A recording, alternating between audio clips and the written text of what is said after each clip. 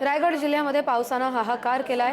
रायगड जिल्ह्यातल्या सगळ्याच नद्या या धोक्याच्या पातळीवरून वाहत आहेत, त्यामुळे अनेक ठिकाणी पूर परिस्थिती निर्माण झाली आहे। याचाच फटका महाडच्या बाजारपेठेला देखील बसलाय।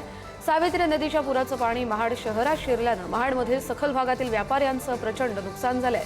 मात्र आज सकाळपासून पावसानं विश्रांती घेतली आहे। पूर परिस्थिती नियंत्रणात आली आहे। महाडमधील सुकट गल्ली परिसरामध्ये मागील 35 तासांपासून अधिक काळ पुराचं पाणी होतं। मात्र आता पूर ओसरलाय आणि या ठिकाणच्या व्यापारी आणि नागरिकांनी आपल्या दुकानांमध्ये पुरामुळे झालेल्या नुकसानीची साफसफाई करण्यास सुरुवात केली आहे। मागील 3 दिवस रायगड जिल्ह्यात पावसाने कहर माजवला होता। त्याचाच परिणाम म्हणून महाडच्या सावित्री नदीला पूर आला होता आणि या पुराचं पाणी महाड शहरात घुसलं होतं।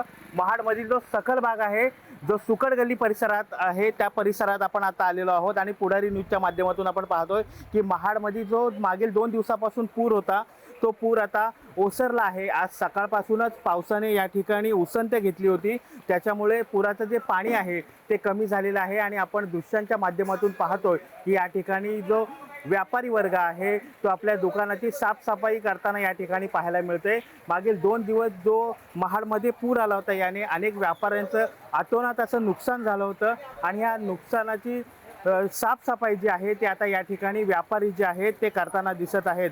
मात्र आपण पाहिलं तर प्रशासनाकडून अतिवृष्टीचा इशारा जो आहे तो रायगड जिल्ह्याला दिलेला आहे, त्यामुळे जर अधिक पाऊस झाला तर पुन्हा ही पूर परिस्थिती जी आहे ती निर्माण होऊ शकते। प्रसाद पाटील, पुढारी न्यूज, रायगड।